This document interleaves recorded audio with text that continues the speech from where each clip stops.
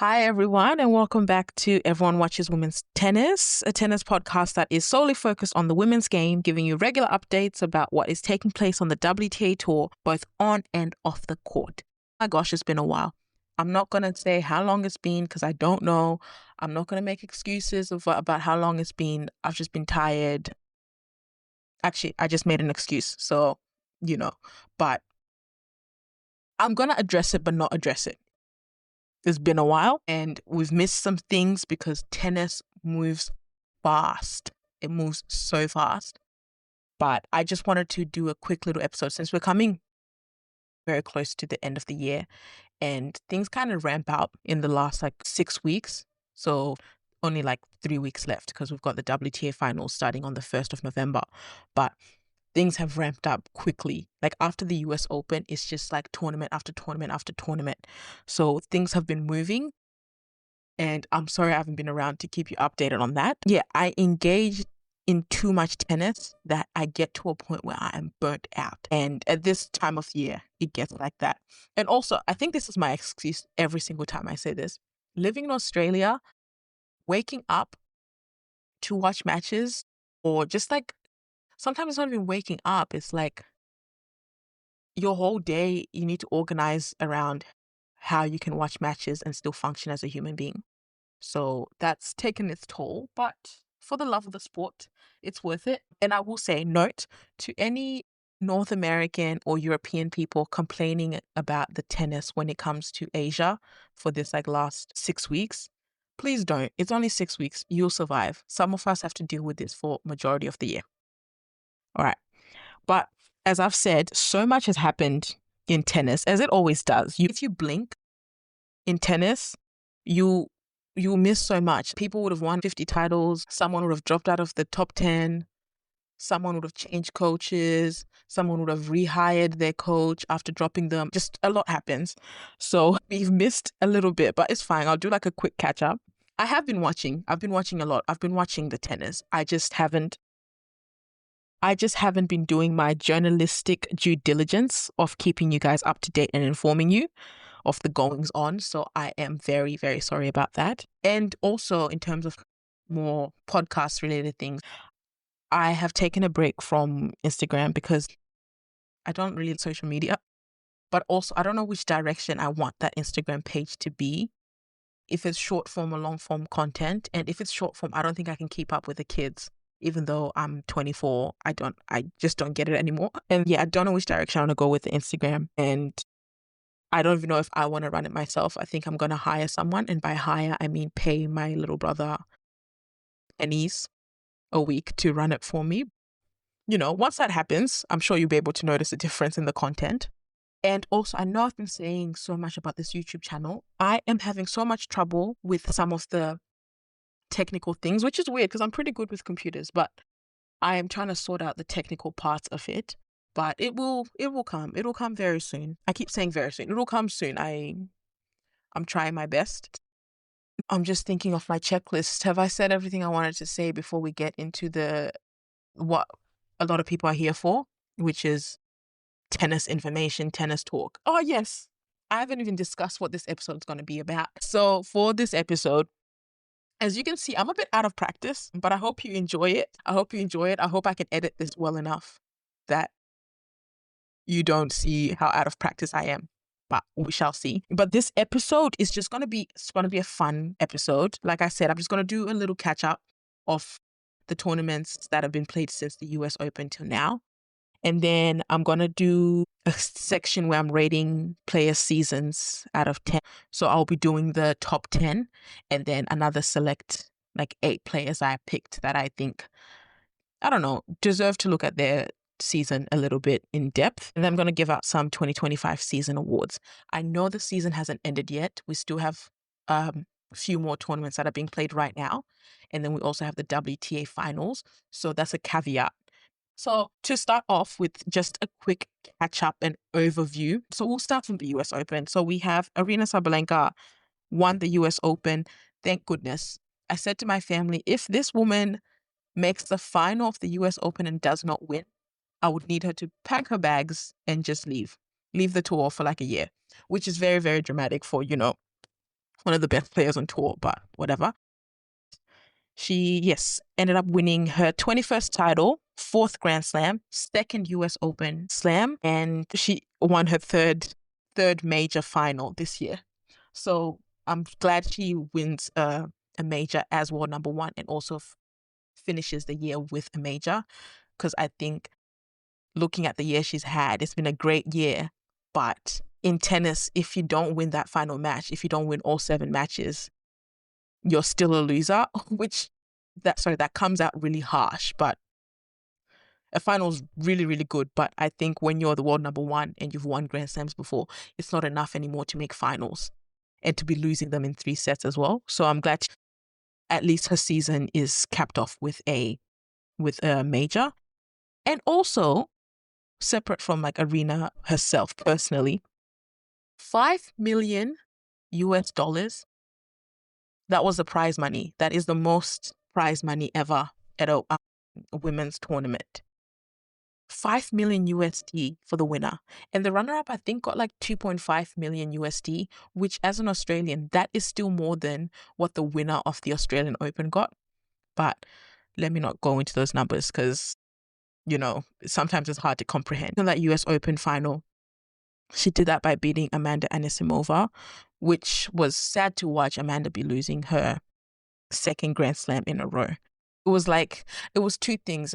It was like, oh yes, you're going to be happy for the winner, but regardless of who lost, it was going to be a crushing defeat for them, regardless if it was Aryna or Amanda. All right, so that was the US Open. And then after the US Open, we went to Sao Paulo in Brazil, and that title was taken by Tiansoa Rakotomanga Raja Ona, and she defeated Janice 10, and that was her first title ever. If you've never heard of her, she is a very young player. She's 19 years old, and she is French, and that was her first title. So we'll see what she'll be able to do for France.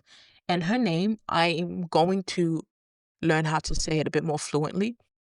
It's probably similar to one of the other languages I speak, so it should not be that hard to say, but I was just making sure I sounded out every syllable just to make sure I didn't make any mistakes. I will say she does have a nickname. She goes by Titi, so can refer to her as that, but Tian Soa. So lovely to see. Then next, another first-time WTA title winner as well was Iva Jovic, who won in Guadalajara, which is a 500 level event. And she did that by beating Emiliana Arango of Colombia. Then we moved to the Asia swing, and that started off in Korea. And in Korea, Iga Swiatek was the champion. She defeated Ekaterina Alexandrova in 3 sets, and that was a 500 level event as well. Then after that, we went to Beijing for the first 1000 event. And that one was taken out by Amanda Anisimova, where she defeated Linda Noskova in 3 sets as well. That's Amanda's second 1000 for this year and second ever. It's also her second title this year. And I was glad to see her win a title, and also like a big title. She's had a great year, but also a heartbreaking year. So if she had lost another final, I think it would have, maybe started to take a toll. Then we went to Wuhan, where Coco Gauff took out the title. She did that by beating Jessica Pegula in straight sets, and that was another 1000 level tournament. And just last week, we had Elena Rybakina defeating Ekaterina Alexandrova in Ningbo, and that was a 500 level event.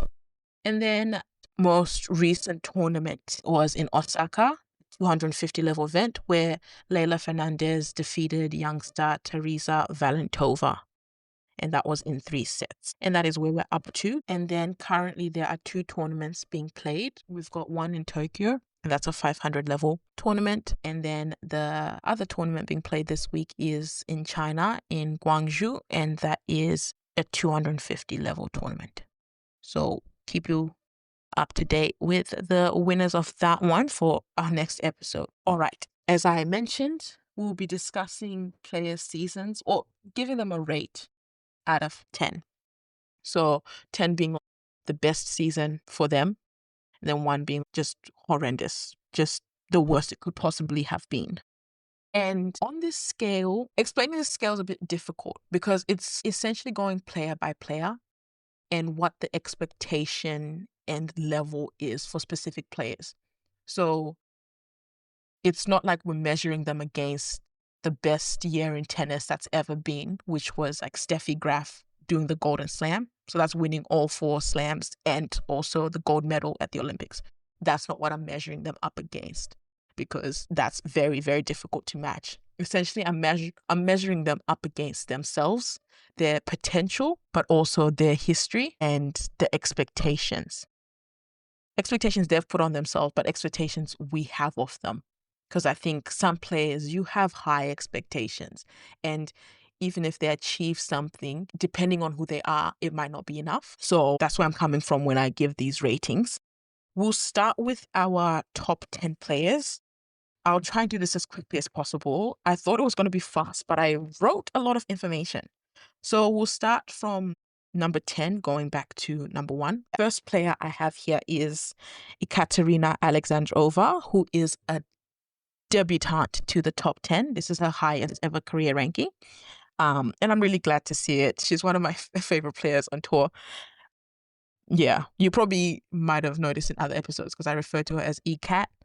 So just a term of endearment. A lot of people do, but, you know. Looking at Katerina's season so far, she's won 1 title.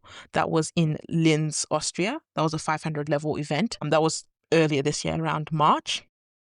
But she has been in 4 finals. And out of the 3 that she lost, they were 3 setters. So she lost in Monterrey, Korea, and Ningbo just last week. And then looking at her win-loss ratio, so it's 46-23.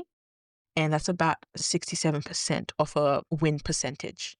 Mind you, with the win percentage, I'm doing the math myself, so it could be a bit off, but I don't think so. Anyway, so looking at that information, just looking at pure stats, I gave her season a 7 out of 10. So that 7 comes because those results are her best results on tour so far, and also her best Grand Slam performances. She made the 4th round of 3 of the Grand Slams, but she's yet to get over that 4th round hurdle. And I think it's coming. I'm still waiting for one more push from ECAT in like a Grand Slam or 1,000, where she either wins or at least makes a final. But I don't know. As we can see, she made 4 finals and only won 1. So there's just like a hurdle that she needs to get over. But also her play style is one that can change from week to week, or like not even week to week, from match to match. So she'll be firing on all cylinders and the ball is within the margins one match, and then the next match it's just unforced errors galore. So there's no consistency. I don't think there's enough consistency yet to pull off a 2-week run. So that's that on Alexandrova. Probably said too much. Try and make this quick fire. Then currently ranked, number 9, we've got Mira Andreeva. So far, Mira's won 2 titles, and she's been in 2 finals. Her win-loss record is 40-16, and that's about a 71% winning percentage. Just to let you know, the titles she won were the Dubai and Indian Wells, and she won those back-to-back, 2 1,000s back-to-back, and those were the biggest titles that she's won. I'll say for Mira, it's been like a season of 2 halves. The first half of the year, she was firing. You felt like you were building up to something. Personally, I felt like we were building up to a Grand Slam. I thought that's where we're headed. And then the second half of this year is just dissolved after Wimbledon. But even her Grand Slam performances, so she made 4th out of Australian Open. That was fine. And then she made the quarters of French. She went in as the favorite and she started that match well, but crumbled under the pressure because of the crowd. And then quarterfinals of Wimbledon, I feel like she just didn't show up. She played well, but there was another gear, another level that she needed to get to and she couldn't. And I think now nerves and expectations are now getting into her playing, and you don't want that. I was saying to my sister, I wish Mira had like what she did. She surprised us on tour, played well, made 4th rounds, made a semi-final for Grand Slam. And then I wish, obviously this is all like hindsight, conjecture, whatever. I wish she just made a run to a Grand Slam and just won a Grand Slam without building up so much. Because now her winning those 1000s, we've built her up to a Grand Slam champion when she hasn't gotten there yet. And I'm a bit worried. I think she has a great team behind her, but I'm a bit worried that I don't want it to just be like an almost or so close, because I mean, she's so talented. I rate her season an 8 out of 10. I know, like I said, it's been a season of two halves, but those two 1000 tournaments that she won and how she did it, very, very commendable for an 18-year-old. Well, she was 17 at the time. And then I think she's fizzled away the rest of this year. But like I said, she's 18. So I know the expectations are a lot higher for her now, but I think we need to bring them down just to let her figure herself out. So 8 out of 10 this season for Mira. I think there's a long way to go, and I'm excited about it. And then the next player we have is world number 8, Madison Keys, who this year played in 2 finals and won 2 titles out of those finals. Her win-loss record is 37-13, and that's about 74% win percentage. With the 2 titles she won this year was Adelaide Open, and then, of course, the Australian Open. And then after winning the Australian Open, she made the quarterfinals of French, but then lost in the second and first round of the last 2 majors, respectively.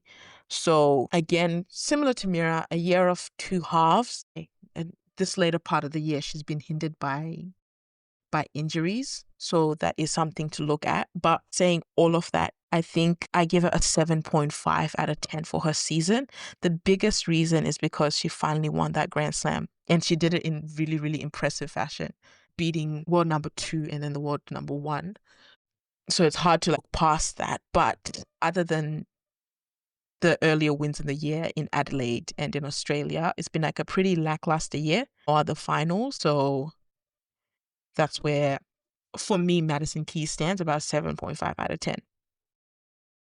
Then next player, who is world number 7 at the moment, it's Aryna Sabalenka, who has been in 2 finals this year and then has also won 2 titles. So 100% record in the finals so far. Her win-loss record is 51-19. With the titles she won, they were both 500 level titles. So one was on clay in Strasbourg, France, and the other one was in China in Ningbo just last week. Okay, I know when I say this rating, I'm going to say the rating first and I'm going to explain my reasons why. It's harsh. And I will say it's harsh because, number 1, I really like Aryna. Number 2, I don't think she is where she should be in her tennis career. And number 3, my expectations are too high. Actually, my expectations are really high. So I always want more and better. So looking at Aryna, the reason I gave her 5 out of 10 is she has won 2 titles. I think all titles are difficult to win, honestly. So I'm not saying that because of the level, but it's because of her performances at other bigger events where I think she should be contending for titles. So that's 1000s and Grand Slams. And she's just been anonymous. She's been losing close matches as well. Like an Aryna of 18 months ago, 2 years ago, was the one that won in that 3rd set. You trusted her to go out and win in the 3rd set. Now, if it goes into the 3rd set, I'm worried because I don't think she'll be able to do it. She made a couple of 1000 semifinals, so it's good to see. But I expect more and I want more. So I think that's why that rating is so low. Like I said, these ratings are based on expectations and history. Next, we've got world number 6 currently, Jasmine Paolini, who this year has been in 2 finals and has won 1 title so far, and that was at the Italian Open. So about 50% rating in finals. Win-loss record is 32-10 with a 76% winning percentage. So Jasmine, I'll start with my rating as well with hers. I gave her 6.5 out of 10. She didn't match last year's performances, so that was making 2 finals of a major back-to-back, French and Wimbledon.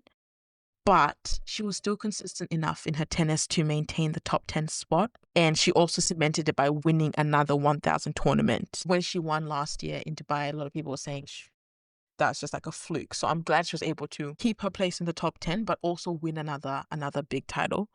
And she's finishing the year off strong, making quarters and semifinals of some of these last tournaments that are left. And she's also qualified for the WTA finals again. So quick and easy on Jasmine. And then next one, we've got world number 5, Jessica Pegula. So for Jess, she's played it in 6 finals this year, and she has won 3 titles so far. So that was in Austin, Charleston, and Bad Homburg. And Austin's 250 level, Charleston 500, and Bad Homburg 500 as well. The win-loss record is 50-19, and then winning percentage is 72%.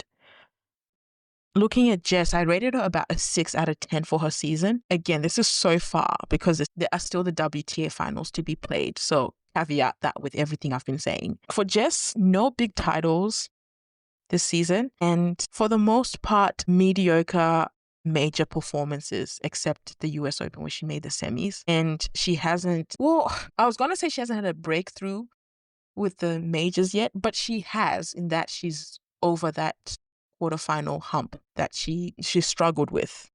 But I mean no breakthrough in that she hasn't won a slam yet. And I said this in one of my first videos making predictions. I think Jessica Pegula I think she's declining. Yeah, I think she's declining. And we saw it at the start of the year. And then she's picked up in these last 6 weeks. But I hope she can win a Grand Slam, but I don't think she'll be able to. Yeah. So we're slowly starting to see the decline in Jess a bit, and that consistency waver, which makes sense. It's so hard to be consistent for so many years and sometimes not get anything out of it. All right. And then after Jess, we've got world number 4, Amanda Anisimova. So Amanda this year has been in 5 finals and she's won 2 titles so far. Both of them are 1,000 level titles in Doha and then in Beijing. And her win-loss record is 45-16 with a 74% winning percentage. I did mention the 2 titles she won. She did lose, though, in England at the Queen's Club and then at Wimbledon and the US Open. Looking at Amanda, I gave her a season an 8.5 out of 10. And like I said, that would upgrade if she won the WTA finals to probably a 9 or an 8.75. But the reason I gave her an 8.5 is because she made a lot of breakthroughs in her season, making the finals of 2 slams and then winning her biggest titles ever in the 2 1000s. And she was also a player, I think she's had a solid whole season. She's had a very complete full season. Some of the other players have had good patches or good halves, whereas I think she's just been improving as the season has gone on, which we can see from her slam results. So 2nd round Australian Open, 4th round French Open, then the 2 finals. But then the finals, she seems to lose herself in them. I think she's getting more finals fit, but US Open and Wimbledon, she was not finals fit. And when I say finals fit, I mean being trained up in playing a full 2 weeks or for 1.5 weeks of tennis to then show your best at the finals. But because she's now made those slam finals multiple times going into next year, I think she'll be like, let's go, let's do this. I am practice, I'm ready. But yeah, so like I said, she did make 2 slam finals. She lost them, but it's about expectations. Going into each of those finals, she wasn't the favorite. So it doesn't hinder her rating as much as it does for other players, in my opinion. Okay, and then we are down to our top 3 players. So starting with world number 3, Coco Gauff. So Corey has been in 4 finals this year and has won 2 titles. I'm not counting the United Cup, by the way. Anyway, and her win-loss record is 47-14, which is about 77%. And then the 2 titles she's won so far, one was the French Open, of course, and then most recently the 1000 title in Wuhan. And then she lost at the Madrid Open and the Italian Open. Looking at Coco's season, I rate her season about a 7 out of 10. I could be harsher because, again, I have high expectations and hopes for Coco, but she did win a slam. So let me not lose my mind, a 7 out of 10. Because, I mean, those titles actually won the big titles. When it's time to play a big game, she does it. She does it very well. But in saying all of that, she doesn't play consistently well throughout the year. I haven't seen a year, which again makes sense. She's only 22. 22, actually, no. She's only 21. But I haven't seen Coco play consistently well from the beginning of the year to the end. Obviously, people have bad patches in between, but for the most part, they're players who can play well from beginning to end, and she isn't one of them yet. Like I said, she's 21, so I'm sure she's working towards it.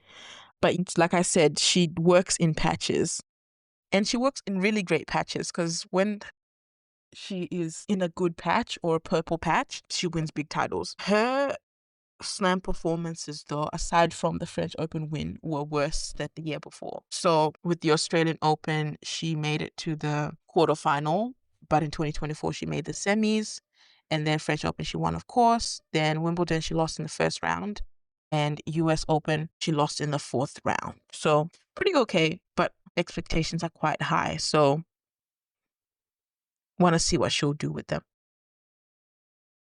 Then next player is Iga Swiatek, who is world number 2, of course. So Iga's played in 4 finals this year, and she's won 3 titles. And those titles were Wimbledon, Cincinnati, and Korean Open. And then the final that she did lose was in Bad Homburg against Jessica Pegula. Then looking at her win-loss record, it's 61-15, and that's about 80% winning record. Iga, is hard to rate her because she's a victim of her own success. So by other people's standards, winning a slam and 1,000 is pretty good for a season. But because she's had years where she's won multiple majors and 1,000 titles, maybe more, this year is okay. But then looking at how her year ended last year and how this year started, or the talk around her, she's also proved a lot of people wrong. So I've given this year a 7.5 out of 10 because comparing to her best, it wasn't up there, but she still won a major and another big title. And she hadn't won a title in over a year before winning at Wimbledon. So yeah, I don't know. It's really I think Iga is very complex player to look at. I think people have figured her out, and I think her tennis is at the moment one-dimensional. So if it works, in which it clearly has worked for, like, to win a major, it's worked for 2 weeks straight. It works well. But there's been moments this year where she's lost early to people you wouldn't expect her to lose to, or she's just completely lost her game.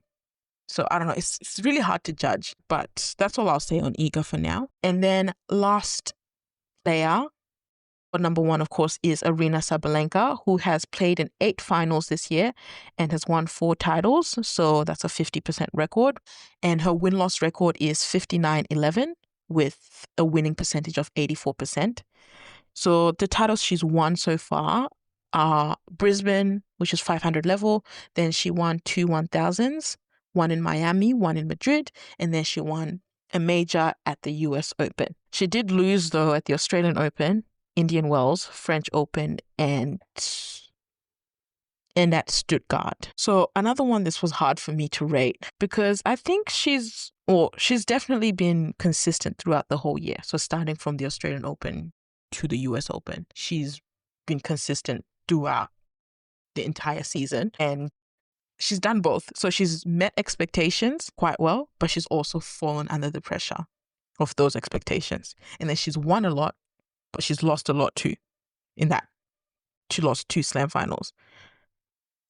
But she probably the best performing player this year.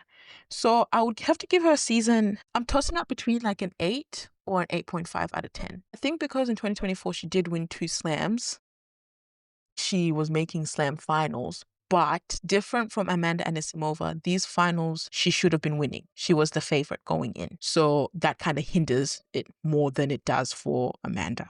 But I'll be generous and say 8 or 8.5 out of 10.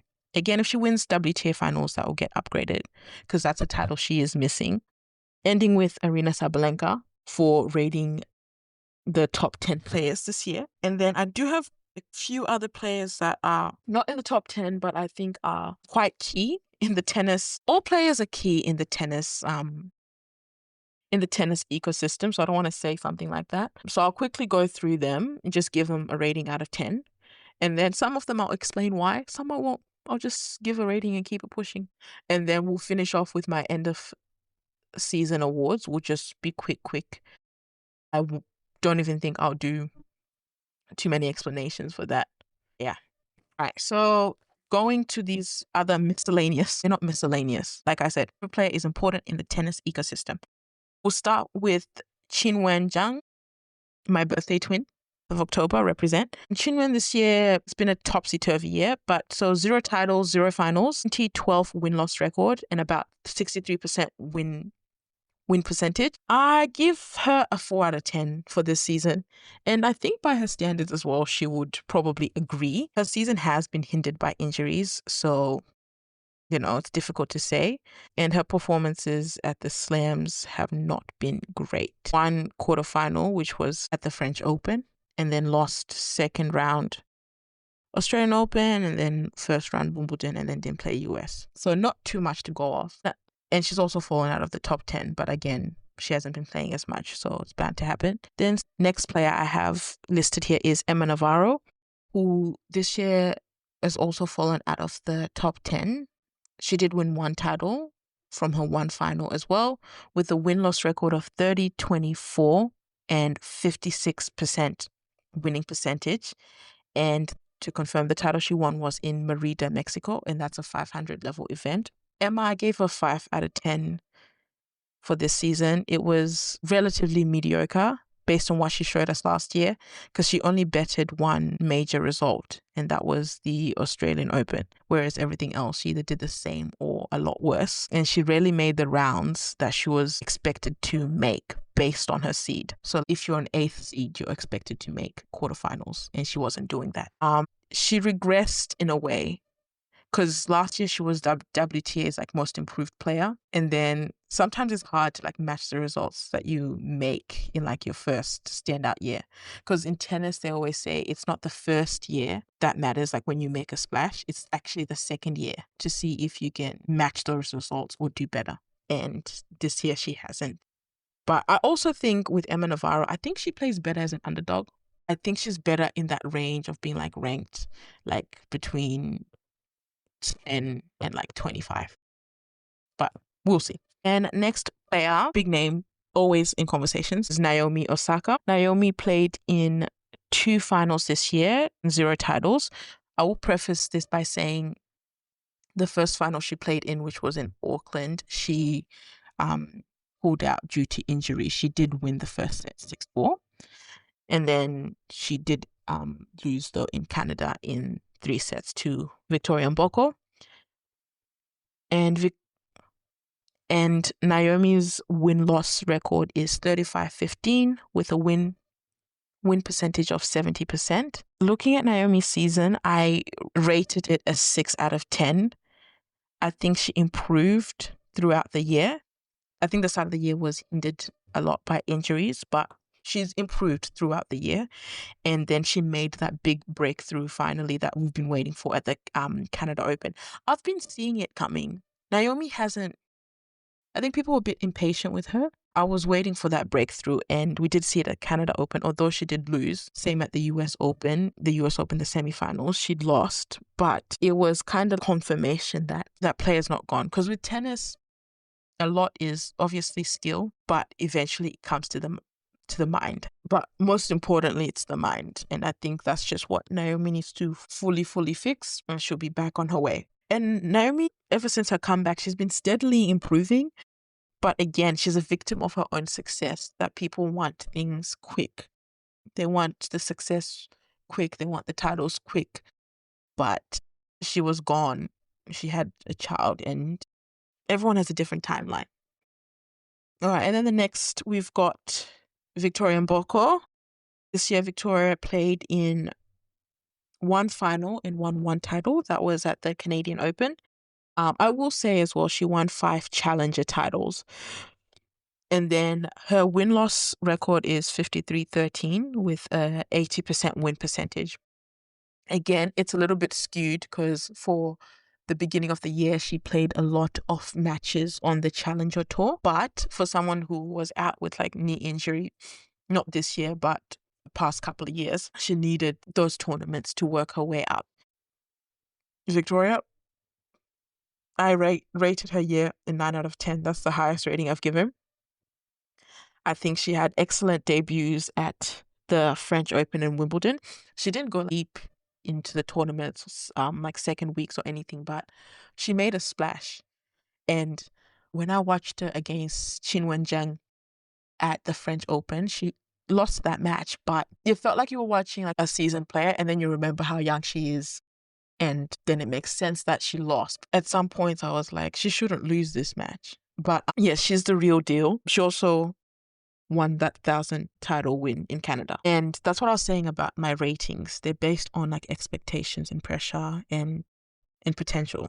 So Victoria came in with no expectations, and her being able to pull off that win in Canada is her surpassing those expectations. That's why her ranking becomes so much higher. And yeah, I was saying to my family, she's got it, like capital it, but it can't be explained. You just watch and you can tell if someone has it or doesn't. And she does. I just hope that injuries stay well away from her and her career. Then the next player we've got is Leylah Fernandez. Leylah's been in 2 finals this year and she's won 2 titles, so 100% record as well. Her win-loss record is 2023, so that's a winning percentage of about 57%.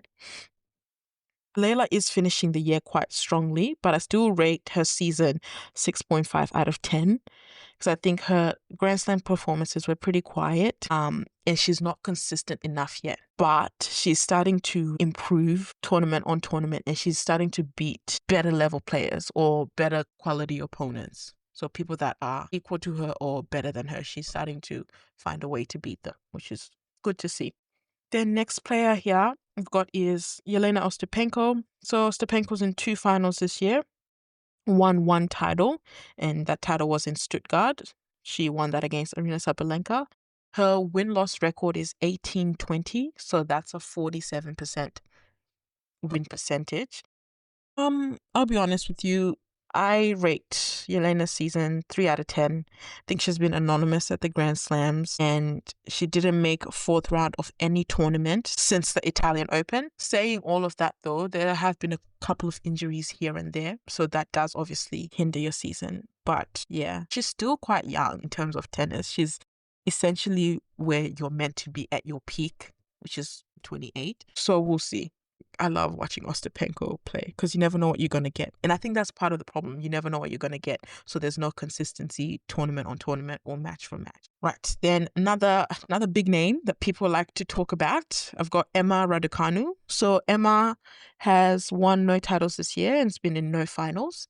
Her win-loss record is 28-22 with a 58% win percentage. I would say Emma's season is about a 5 out of 10. In my opinion, it's kind of meh or like mediocre, but it's a big improvement for her from 2024, and it's probably her best year since the US Open win in 2021, because she's actually been able to play all the mandatory tournaments and other tournaments, of course, like the 250 and 500 level. She still hasn't made that breakthrough yet of winning another title that's not a Grand Slam, or even making another final that's not a slam. So I think that would probably be what the coaches are looking at next year, to make a breakthrough, make a final at least of any level of competition. Emma's good. She is currently ranked number 29, so she would be seeded for the Australian Open, which I think would help her out a lot. All right, and then last but not least, we've got Donna Vekic. So I've put Donna here because I think she had a great year last year. And I just wanted to compare that against this year, and foreshadowing, it's not good. So for Donna, 0 titles, 0 finals this year. Loss record is 12-22 with a win percentage of 35%. Rating Donna's season is about a 1 out of 10 because there's not really much to say based on the stats. I think they tell you a lot looking at the matches she's won compared to the matches she's lost, and then that win percentage at 35%. And then I think it was also just a big decline from the year that she had last year. She had her career best year and wasn't able to maintain that. But I also think maybe playing that well for a lot of last year can take it out of you, or took it out of Donna, which is sad to see because she was highly touted. But that's my input on some of these lovely players' seasons. I mean, I hope they all improve for next year.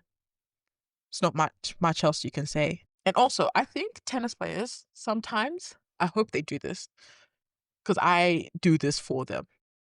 When I look at the top 10, I'm like, there are thousands, hundreds of thousands, maybe millions of people that play tennis, from the me's who can kind of hit the ball over the net, and the people that are really, really good that play college level or that are ranked in the thousands. And you are in the top 10. You are one of the top 10 best tennis players right now. I think that's crazy. I hope that they do that just to remind themselves when things are not going well that there are millions of people that play the sport and you can single me out as one of the top 10 best. Okay. And then moving to the final part, just a bit of fun. Very quick. This will literally be 30 seconds. I'm handing out my end of season awards. I know the season hasn't ended. There's still things to be played for. And honestly, they could skew my judgments a little bit, but what can you do? So we will start with my best WTA singles player of the year. Drumroll, please. That one goes to Aryna Sabalenka. I think we could have guessed. Number 1, 3 Grand Slam finals, 1 slam, most titles of the year so far. That's good enough. I think that could have been guessed. Then next category is best young player. Drumroll, please. That one I have decided to award Mira Andreeva. Again, I don't even know what the parameters with this. What counts as a young player? Under 21? Because technically Coco would fit into this, but Coco has been around for 50 years. So anyway, Mira Andreeva, well-deserved, 2 1,000 titles, 2 slam quarterfinals, big things expected. Can't wait to see. Then next category is most improved player. Drumroll, please. I hope you guys are doing the drumroll. The most improved player award goes to Clara Townsend. And this one I will explain in a little bit of detail why I gave it to Clara. So Clara finished the year world number 52. And then currently she's ranked at world number 12. So just outside the top 10. I think she's played a great year, been quite consistent. She made final for 1,000 and she's had her best slam results this year as well. They haven't been amazing, but they've been good. And she's been quite consistent. So hopefully we'll see more improvement going into 2026. All right. And then next category is newcomer of the year. Drumroll, please.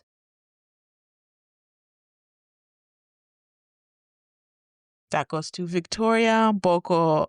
You could have guessed it as well. So Victoria's made a splash. She's made a big splash, winning that 1,000 tournament in her first proper year on the WTA tour. And honestly, can't wait to see where she goes. I'm really, really impressed. And I don't have too much else to say because I think I've said it already. Then the second last category I've got here is comeback queen. Drumroll, please. And that one I've awarded to Belinda Bencic. Woo. And Belinda came back from maternity leave in November of 2024. She was playing challenger events. And then she was back on the main tour in January. And from there, she's just, I'll be honest with you, I said this to some of my other tennis enthusiasts around me. I don't think Belinda Bencic played this well before she had her child. She's had a great year. She made fourth round of her first slam back. That was the Australian Open. And then she won a 500 level event in Abu Dhabi. Then she went on to make the semifinals of Wimbledon as well. I mean, she's come back with a vengeance, and then she's made herself world number 13 already. So I don't think there was anyone else that could have given that title to. And then last but not least, this is my own personal one. And that is my Matipa's standout player of the year. And that one goes to, big drum roll please, Amanda Anisimova. I mean, first of all, I just have to say, I don't know if I've said it on this podcast, Amanda Anisimova's backhand is money. It's straight cash, straight dollars. Like it's money. I love her backhand. Yes. Sorry, I just had to make sure that was said at least once on this podcast. But Amanda's had first of all, her story. With Amanda specifically, I saw her when she was 17 and made that semifinal of the French, and I was the same age as well. So I don't know. You kind of sometimes feel closer to players when you are growing up the same time as them. And then the mental health challenges that she went through and was able to make a decision to take a break for herself in 2023. And doing that as someone who has high potential and high expectations. And then coming back in 2024 and just grinding, doing the work that needs to be done. And then this year, seeing that work pay off, that investment you've put in pay off. And based on the tennis side, I said it before, she was steadily improving throughout the year and getting better and better. And I'll be very honest, I think the tour should be worried next year. I think Aryna should be worried. I think Iga should be worried. I think Coco should be worried. I think a lot of the players should be worried. If she can maintain this consistency, how she's playing right now, yeah, it's a bit scary. But I'm very, very proud of her. I know she lost 2 slam finals, but what can you do? You just keep pushing. It's happened to the best. So that's my standout player of the year. And I hope she just keeps getting better. But yes, that is the end of the episode. I want to thank you all so much for joining me again, for listening. Please download the episode and any past episodes that you've listened to before. It really does help. And if you can, I haven't been active on there, but please follow my Instagram, or the podcast Instagram, which is EWWT podcast. And what else? If you have any episode ideas, any questions, just slip me a DM.